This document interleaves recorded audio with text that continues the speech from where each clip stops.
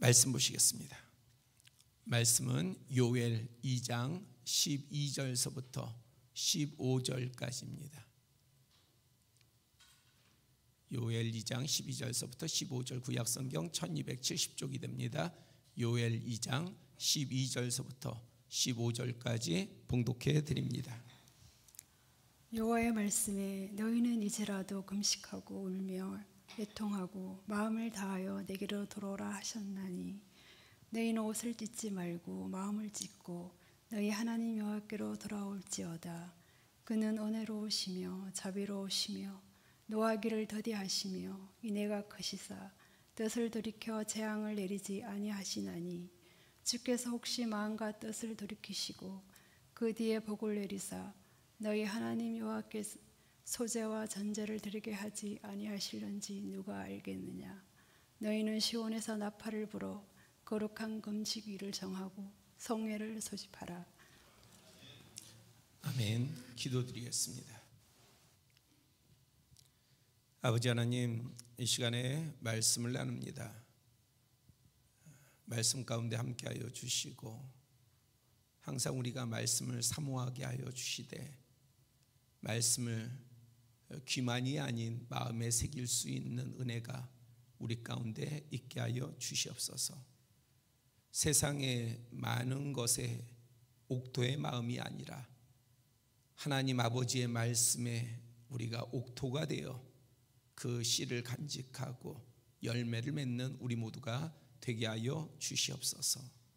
우리 주 예수 그리스도의 이름으로 기도드렸사옵나이다. 아멘.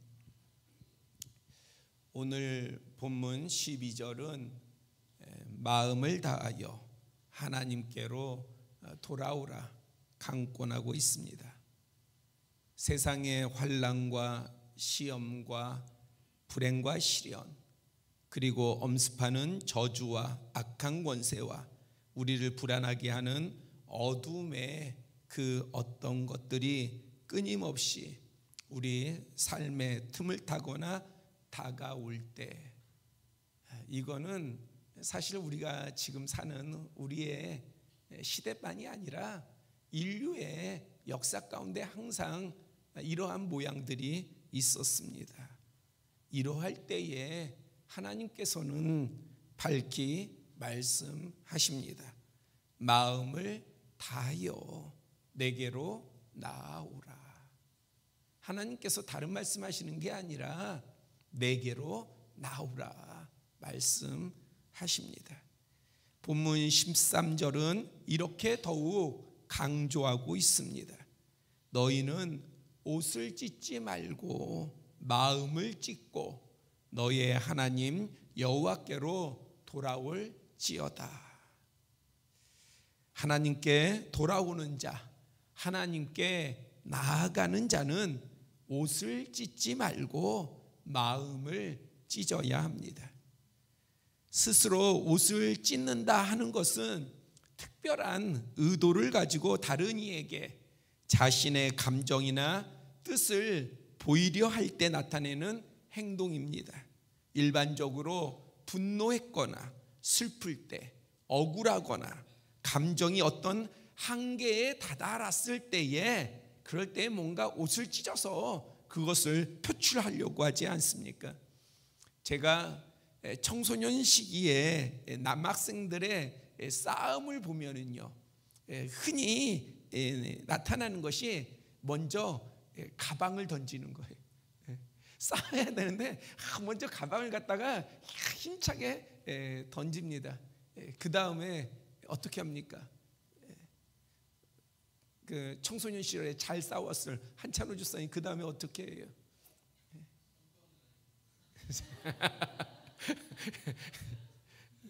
그 다음에 하는 게 대부분들이요, 지금 뭐 주먹을 날린다고 그랬죠? 안 그래요. 그렇게 안 합니다. 그 다음에는 어떻게 하냐면은 옷 단추를, 교복 단추를 풀어요.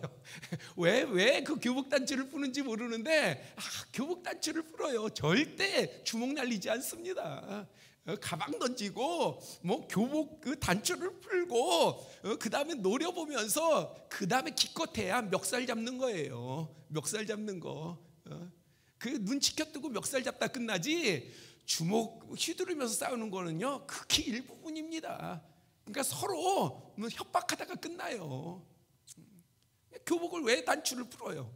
이거 풀어봐야 그게 뭐라고. 근데 푸는 거예요. 왜? 나 화났어, 나 진짜 싸울 거야, 나 무서운 사람이야, 이런 걸 보여주기 위해서 그러합니다. 얼마 전에 본 블랙박스 뭐 영상, 그런 거 소개하는 거 영상들 가끔 있지 않습니까? 그거 보니까 그 시비가 생겨가지고 차에서 내린 사람이 상대측 운전자에게 보인 것이 우통을 벗더라고요.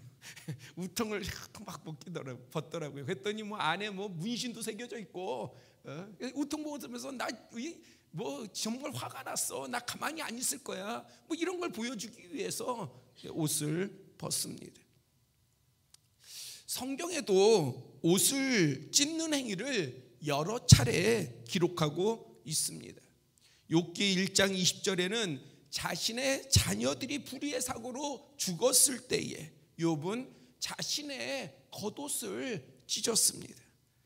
욥의 세 친구가 또한 욥이 당한 재앙을 보고 비통해하면서 그들의 자신들의 옷을 찢었습니다.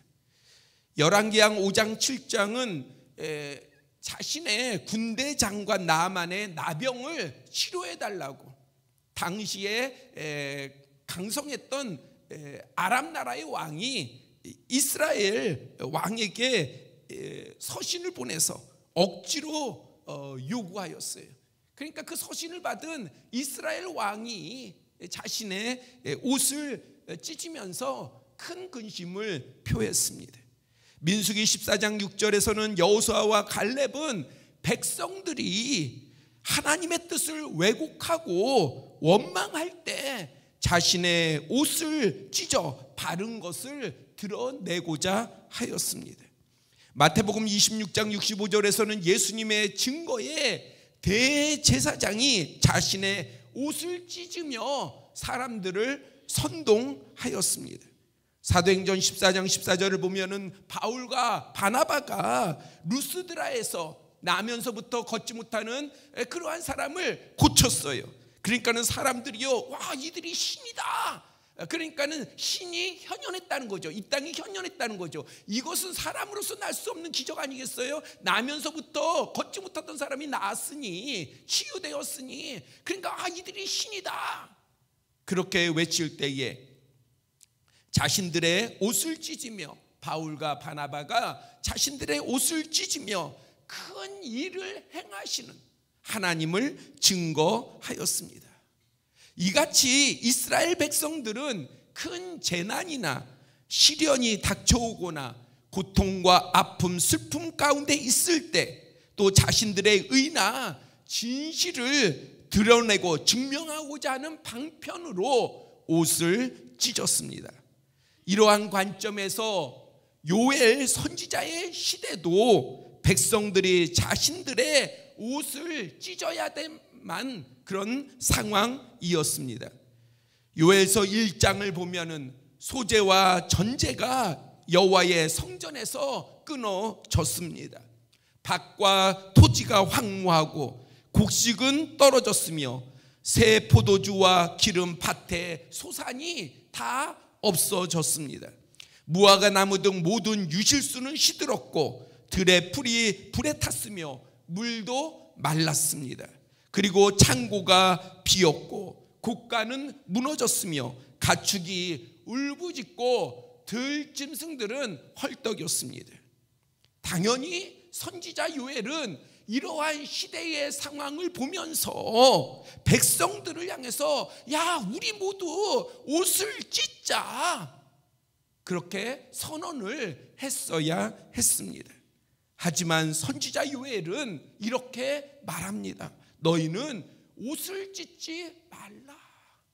너희는 옷을 찢지 말라. 아니, 우리가 볼 때에 일반적으로 전통적으로 내려오는 것에 따르자면 요엘의 시대에 요엘은 옷을 찢어야만 되는데 본인의 옷만 찢는 것이 아니라 모든 백성들이 옷을 찢어야 될 만한 상황인데 그렇게 옷을 찢자고 이야기한 것이 아니라 옷을 찢지 말라 그렇게 말하고 있습니다. 그렇게 심판 앞에 놓이도록 타락한 하나님의 백성이라 불리는 이스라엘은 진실하고 바르게 옷을 찢을 자세가 전혀 되어 있지 않았기 때문입니다. 그러니까 옷을 찢는 것도 옷을 찢을 만할 때에 찢는 거지, 옷을 찢을 준비도 되어 있고 모양도 아니고 삶도 아니고 마음도 아니면 옷을 백날 찢어봐야 소용이 없는 거예요. 우리가 이 시대를 살아갈 때에 혹은 우리 개개인들이 어려움이 닥치고 환난이 닥치고 문제가 있고 시험이 있을 때에, 그럴 때에 우리가 하나님 앞에 나아갈 때에 옷을 찢는 것이 좋은데, 그런데 우리의 마음이 전혀 하나님과 관계가 친밀하지도 않아요, 믿지도 않아요, 바르게 세워있지도 않다면은 백날 우리의 옷을 10만 원짜리를 찢든 100만 원짜리를 찢든 1000만 원짜리의 옷을 찢든 전혀 상관이 없는 거예요. 몇 벌의 옷을 찢든 상관이 없는 겁니다. 오히려 옷을 찢었다고 해서 하나님 나 옷 찢었지 않습니까? 그렇게 외친다면 오히려 하나님을 기만하는 거예요. 심판 앞에 놓인 그렇게 악에 빠진 미혹에 빠진 이스라엘 백성들이 하나님 앞에 우리가 옷을 찢지 않았습니까? 이 정도까지 했는데 하며 하나님 앞에 나아간다면 그것은 하나님이 기뻐하실 것이 아니라 오히려 하나님을 기만하는 것이라는 거예요. 그런데 히브리 원문을 살피면은요, 찢지 말라가 아니에요. 우리말 성경은 찢지 말라 그렇게 되어 있죠.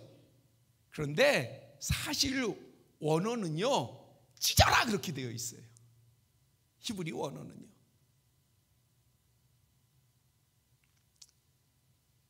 번역을 그대로 해보면 이렇습니다. 너희는 찢으라. 그런데 의복을 찢지 말라. 그러니까 너희는 찢어라. 근데 그 찢는 게 의복은 아니다. 무엇이냐? 마음이다. 이 말이에요. 그런데 이 말을 우리말 성경은 우리가 이해하기 쉽게, 그래서 의복을 찢지 말라, 마음을 찢어라 이렇게 표현한 거예요. 그러니까는 본 뜻은 다르지 않아요. 근데 뭐가 강조된 거예요? 찢으라가 강조된 거예요. 뭐가 강조된 거예요? 마음을 찢으라가 강조된 거예요. 무엇보다도요, 옷을 찢는 것보다도요. 그래서 너희는 찢어라. 옷이 아니야, 마음을 찢어라. 8, 90년대만 해도요, 뭐 그 당시도 교회는 많은 비난을 세상으로부터 받고 있었습니다. 뭐 항상 그래요, 교회는.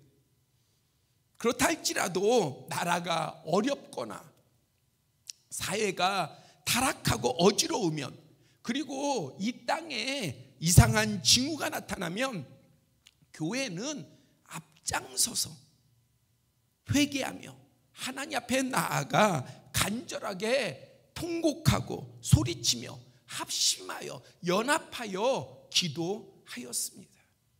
그래서 당시에 구국기도회가 참 많았어요. 그리고 나라를 위해서 기도합시다 그러면은요, 수많은 청년들이, 수많은 성도들이 함께 모였어요. 여의도 광장에 100만 명이 모여가지고 기도하고요. 그 다음에 곳곳에 산에 기도마다 모여서 기도하고요, 부르짖고요. 교회가 철야를 하면서 금요일날 철야 새벽에 4시까지 모여가지고 기도했어요. 나라를 위해서 기도했어요. 그것은 우리의 믿음의 선조들이 그렇게 이어줬어요. 개인을 위해서 기도하는 것보다는 나라를 위해서 기도하는 것을 우선하도록 그렇게 가르쳤습니다. 그래서 교회가 그러했어요.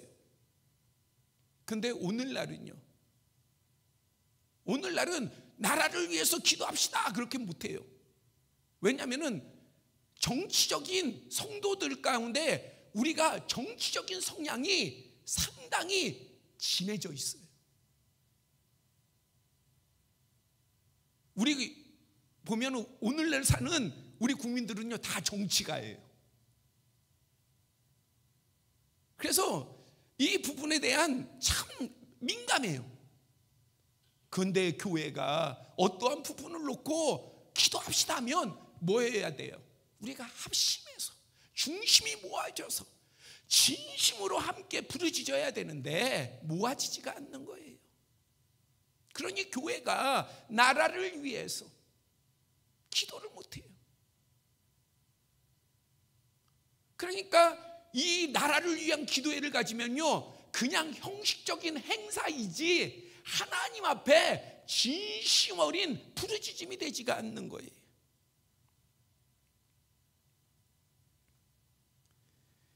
새로운 2000년대 특히 코로나 시기를 지나면서 이제 엔드 코로나, 포스트 코로나 시대에 들어서면서 이 사회와 한국교회 그리고 오늘의 그리스도인들이나 자녀 세대를 볼 때에 하나님 앞에서 옷을 찢는 것은 무의미합니다. 요엘 시대 때 야 너희들 옷을 찢지 마라 이제 야 그럼 옷 찢는 거 하지 마 하는 그 메시지가 사실은 오늘을 사는 우리 그리스도인들에게도 똑같이 적용되는 것 같아요. 이제 우리 옷 찢는 거 하지 말아야 돼요. 뭔가 보이는 행사를 왜 합니까? 교회가 하나님 앞에 나아가기 위해서 하는 게 아니라 뭔가 우리의 눈에 보이는 뭔가 성장이나 뭔가 나타나는 거 그거 위해서 어쩌면은 성도들의 만족을 위해서 하는지도 몰라요. 목사의 만족을 위해서 하는지도 몰라요. 그래서 우리가 진정으로 살펴야 돼요. 우리가 뭘 해야 되는지 우리의 마음 가운데서 무엇을 해야 되는지를 살펴야 돼요. 겉에 보이는 걸 꾸미는 걸 하는 것이 아니라 진정으로 하나님이 원하시고 찾으시는 바가 뭔지를 우리가 알고 그것을 반드시 행해 나아가야 합니다. 만약 우리가 옷을 찢는다면 하나님 앞에 정직하며 바른 것에 관한 접근이 아니라 신앙의 기술적인 그 표현의 행위에 불과한데 이것을 우리가 돌이킨다면 그렇다면 하나님께서 우리의 소리를 들으실 줄 믿습니다. 예를 들고자 한다면 제가 예를 이 부분에 들어야 돼 들을 것이 중요한 건 아니지만 여러분들의 이해를 돕기 위해서 얘기해 본다면은 제가 우리 공동체하고 처음 함께 할 때에 지역에 연합 부활절 집회가 있었어요. 그래서 제가 우리 성도님들하고 그 연합 부활절 집회에 참석을 했습니다. 근데 메시지가 예수님의 부활은 없었어요. 설교자의 교회 자랑, 사역 자랑이 끝이었어요. 상당히 민망했습니다.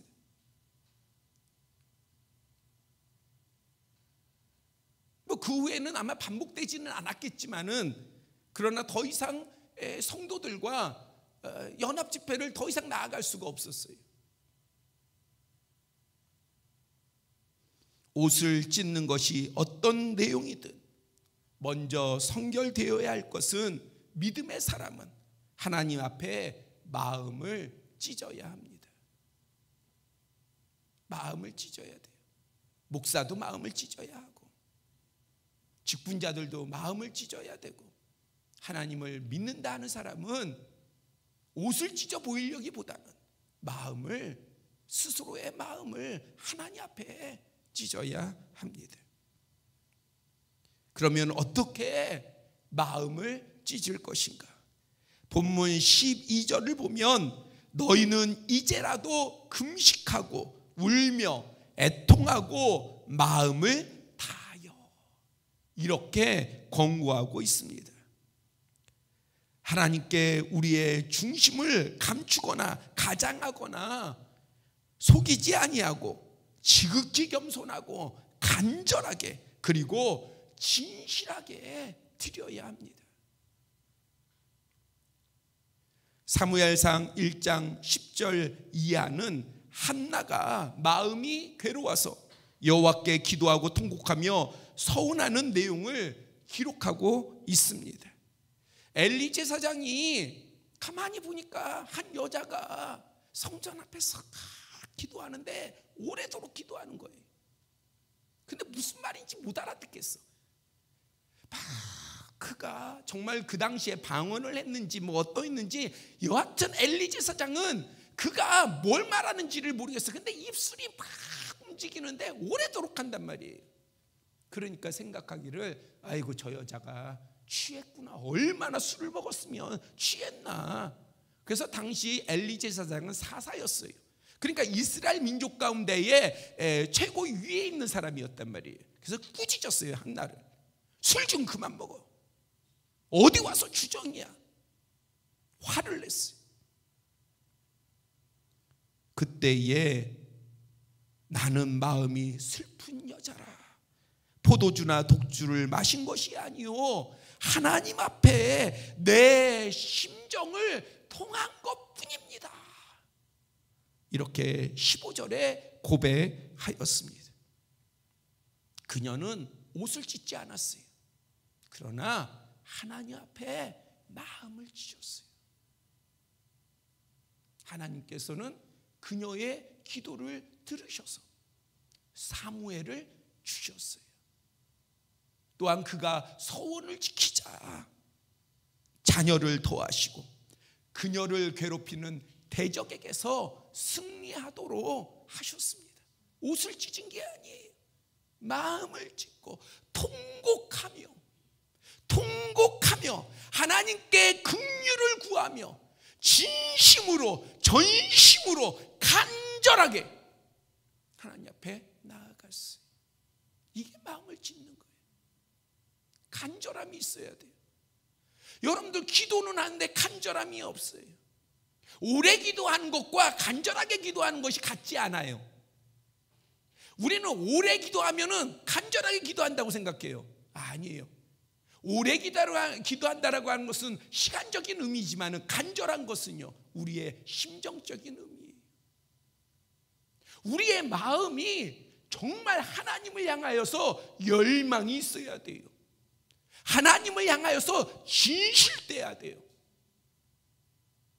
하나님을 향하여서 우리가 전심으로 나아가야 합니다. 그러면 하나님께서 우리의 기도를 들으시고 우리에게서 수치가 물러가게 하시고 우리를 존귀하게 세워주십니다. 마음을 찢는 금식, 마음을 찢는 애통, 마음을 찢는 간절함은 하나님의 확실한 응답과 섭리를 가져옵니다. 믿으시기를 바랍니다. 여러분들이 이렇게 할 때에 믿음이 생겨요. 이렇게 하지 않으면 믿음이 따라오지를 못해요. 그러나 여러분들 어떠한 문제를 놓고 이렇게 해보세요. 그러면 하나님께서 능히 믿음도 주십니다. 오늘 본문 13절을 보면은 하나님께서는 그의 백성, 그의 자녀를 향하여 은혜로우시며 자비로우시며 노하기를 더디하시며 인애가 크시다. 그러니까 너희들은 간절하게 부르짖어라. 애통해하며 부르짖어라. 금식하며 부르짖어라. 하나님은 이런 분이시니까, 너희에게 이러한 분이시니까, 너희에게는 자비하신 하나님이시니까, 너희에게는 인자가 풍성하신 아버지시니까 너희들 이렇게 나아가라. 옷이 아닌 마음을 짓고 하나님께 나아가는 자를 향한 확실한 응답과 역사는 이어지는 19절 이하에서 보다 더 상세하게 열거하고 있습니다. 곡식과 새 포도주와 기름을 우리가 흡족할 만큼 주시며, 아까 우리가 요엘서 살펴볼 때 1장을 살펴볼 때 어땠어요? 포도주도 없고요, 곡식도 없고요, 기름도 없었습니다. 그런데 하나님 앞에 마음을 짓고 나아가 부르짖으니 하나님께서는 구체적으로 역사하시고 섭리하시고 은혜를 베푸시는데 어떻게 하시느냐? 곡식과 새 포도주와 기름을 우리가 흡족할 만큼 주시며, 만국 중에 우리 나라와 백성 그리고 우리가 수치를 당하지 않게 하실 것이며, 우리를 위한 이른비와 늦은 비를 적당하게 주시며, 수확이 풍성하고 세상의 저주와 시험에서 보호하실 것이다. 그렇게 증거하고 있습니다.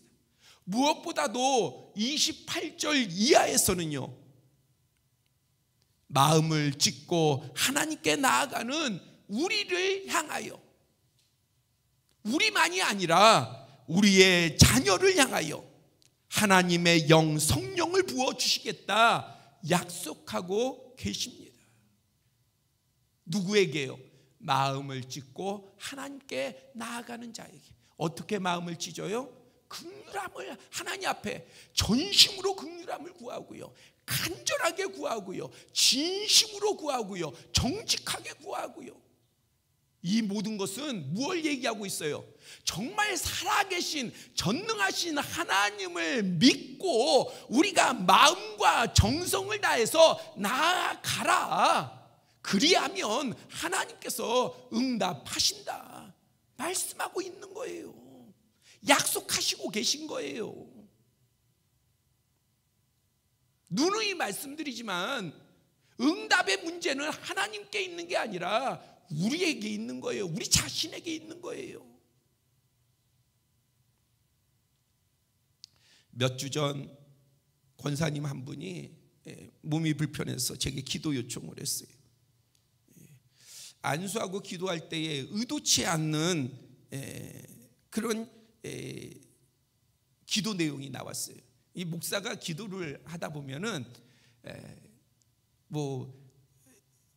아파서 기도를 한다든지 아니면은 어떠한 이사를 해서 기도한다든지, 그러면 목사는 신방을 가거나 아니면은 기도할 때에 어느 정도의 내용을 가지고 있습니다.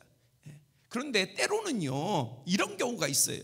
나는 내용을 가지고 있는데 전혀 내가 머리에 가지고 있는 내용과 다르게 제 입술이 달라져서 내 의도치 않은 내용이 나올 때가 있어요. 저는 선언하는 것을 대단히 조심하는데, 근데 치유의 선언이 나도 모르게 나오는 것을 제가 이렇게 나오는 것이었어요. 그래서 제가 결과가 궁금했어요. 보통은 기도하고 제가 그걸 결과를 얘기하기 전에는 제가 묻지를 않는데, 내가 확인해 봐야 되겠다. 근데 한 주가 지났는데 제가 확인을 못했어요. 그래서 2주가 지난 다음에는 제가 찾아갔어요. 식당 주방으로 찾아가지고 물었더니 기도할 때 나았다고 그렇게 답을 들었습니다. 전에 아내와 매우 가까운 이의 아들이 목에 심한 틱장애가 와가지고 병원에서도 고치지 못한다고 제게 기도를 요청을 했습니다. 안수를 하는데 이미 하나님께서 치유하셨다라고 하는 그런 감동을 주셨어요. 그래서 기도 후에 그 아이에게 이렇게 말했습니다. 하나님께서 너를 이미 고쳐주셨다. 그런데 이것을 네가 마음에 믿지 않는 것을 하나님께서 기뻐하시지 않는다. 그거를 이야기해 줘야만 됐어요. 다음 날 깨끗이 나았다고 전화가 왔고 완쾌가 되었습니다. 지난주 청년 캠프를 다녀왔어요. 캠프 전에 임원들이 외부 강사보다는 제가 집회를 인도해 주기를 요청했습니다. 그래서 제가 이유를 물었어요.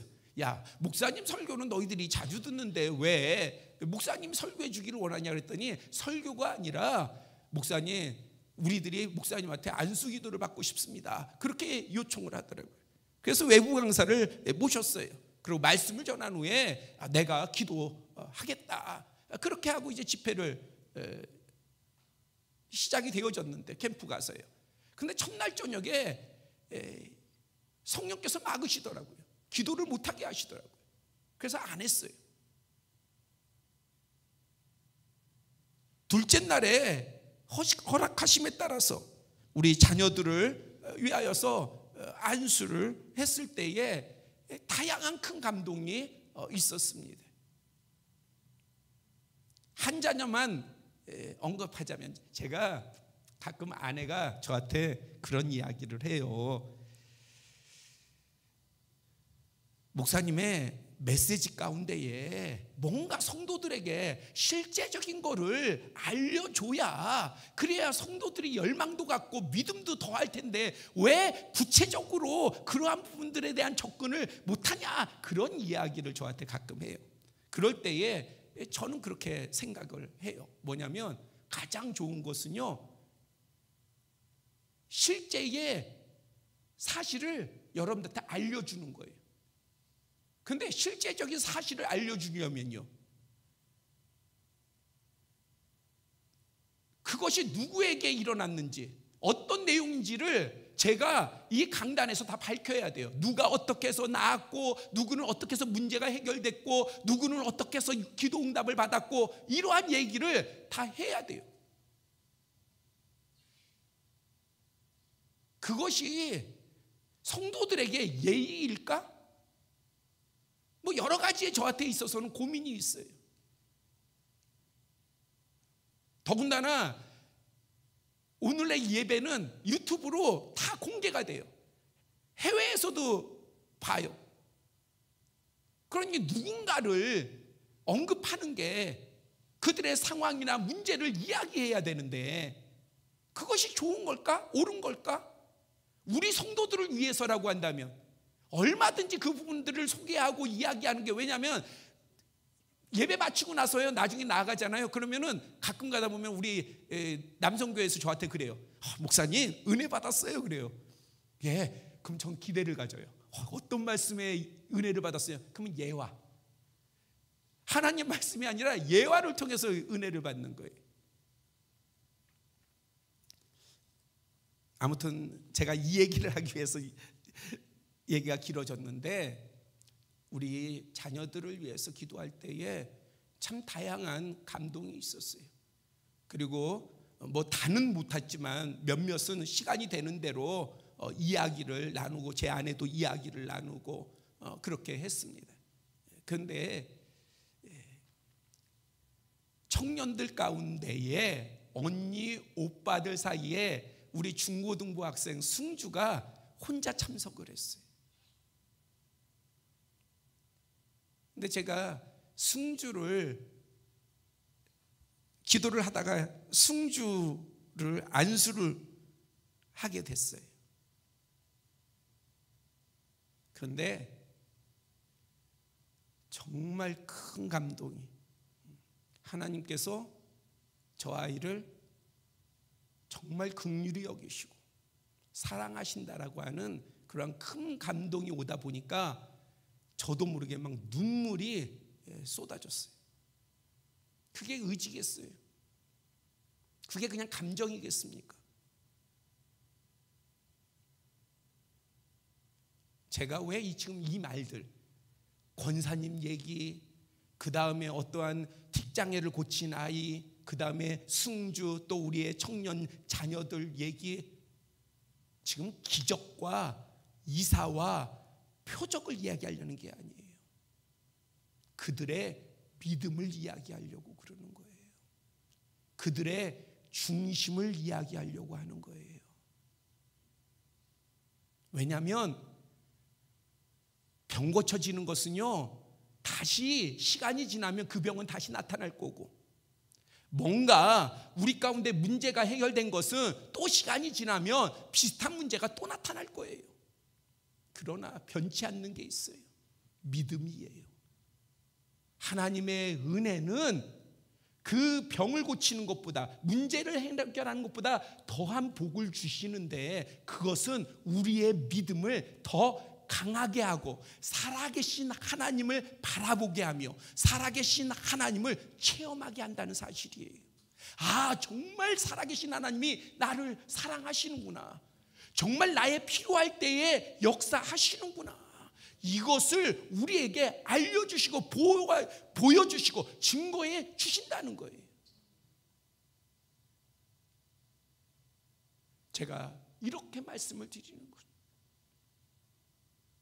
그 중심을 하나님께서 보셨다라고 하는 그 사실, 누군가가 기도하니 어떤 역사가, 이것이 중요한 것이 아니라 중심을 보신다는 거예요. 이것은 우리 모두에게, 여러분들이나 제게 하나님을 향한 간절함과 하나님을 향한 진실함과 하나님을 향한 중심이 하나님 앞에 나아간다면, 누구든지 하나님께서는 그의 소리를 들으시고 당장의 눈앞에 그의 환경 가운데 이 메마르고 강팍하며 대적이 엄습하고 여러의 고민과 번민과 걱정과 염려, 근심이 있다 할지라도 하나님께서는 우리의 소리를 들으시사 곡식을 풍성케 하시고 메마른 강이 흘러 넘치게 하시고 때를 따라서 비를 주시고 은혜를 주시고 복을 주시고, 그 다음에 우리를 모든 대적에서 존귀하게 세우실 것을 믿습니다. 이것이 중심을 세우는 자예요. 누구 앞에서요? 하나님 앞에서요. 주님께서는 육신의 것을 가볍게 여기시지 않아요. 사실 성경을 보면은요. 그러나 마음이 정말 중요하기에 이것을 강조하기 위해 때때로 육신의 것을 마치 보잘것없는 것처럼 표현하시고 드러내 놓으십니다. 그러니까 육신의 것이 하찮은 게 아니에요. 그러나 마음이, 중심이 너무너무 중요하기 때문에 그것을 강조하기 위해서 육신의 것을 가볍게, 아니면은 보잘것없는 것처럼 그렇게 표현하시는 거예요. 너희는 먼저 그의 나라와 그의 의를 구하라. 그러면 이 모든 것을 더하시리라. 모든 것 더하는 게 뭐예요? 우리의 먹는 거, 우리의 마시는 거, 우리의 입는 거, 우리의 사는 거, 우리가 이 땅에서 사는 모든 문제, 하나님께서는 가볍게 여기시지는 않지만은 중요한 거는 뭐냐? 우리가 하나님의 의와 하나님의 나라를 바라보는 거예요. 그러면 이 땅의 것도 내가 복을 더해 주겠다. 네 영혼이 잘 되라. 그러면 네 범사가 잘 될 것이다. 네 범사를 잘 되게 해줄 테니까 네 영혼을 잘 되게 해라, 이 말씀이 아니에요. 이건 하나님의 원리가 아니에요. 성경의 원리가 아니에요. 네 영혼이 잘 되라. 그러면 네 범사가 잘 될 것이다. 우리의 영혼이 잘 되는 게 뭡니까? 하나님 앞에 나아가는 거예요. 중심을 다해 나아가는 거예요. 하나님을 찾는 거예요. 하나님 앞에 기도하는 거예요. 사무엘상 16장 7절에 내가 보는 것은 사람과 같지 아니하다. 사람은 외모를 보거니와 나타나는 것을 중요시해요. 보여지는 것을 중요시해요. 그러나 나 여호와는 중심을 보느니라. 살아계신 하나님께 우리가 어떤 이상이나 기대 또는 문제 해결이나 치유의 소망이 있다면 먼저 반드시 하나님을 향해 우리의 옷이 아닌 마음을 찢고 하나님께 담대히 나아가는 모두가 되시기를 당부드립니다. 전능하신 하나님은 응답뿐만이 아니라 더 크고 비밀한 은혜까지 우리를 향하여서 보여주실 줄 믿습니다. 기도드리겠습니다. 아버지 하나님, 우리가 세상의 것을 이루려고 해도 무언가의 노력과 무언가의 결심과 무언가의 행동이 있는데, 하물며 창조주 전능하신 하나님 앞에 우리가 무언가를 간구하고 무언가를 외치고 무언가를 소망하며 어떤 언약을 붙잡을 때에 우리도 나타내야 해야 될 줄 압니다. 그것을 위해서 보여지는 옷이 아니라, 뭔가 가장할 수 있는 옷이 아니라, 꾸밀 수 있는 그러한 외형이 아니라 우리의 중심을 찢고 하나님 앞에 나아가게 하여 주시옵소서. 그러면 하나님께서 한나가 마음을 찢고 하나님 앞에 나아갈 때에 그의 기도를 들으셨던 것처럼, 또 그를 존귀하게 세워주셨던 것처럼, 우리도 그러할 때에 하나님께서 우리의 기도를 들으시며 우리의 대적을 물리치시며 우리를 존귀하게 세워주실 줄 믿습니다. 아버지 하나님, 우리를 세워주시고 우리의 자녀들을 세워주시며 우리의 지경을 보호하여 주시고 우리의 모든 터전을 보호하여 주시옵소서. 우리 주 예수 그리스도의 이름으로 기도드렸사옵나이다. 아멘.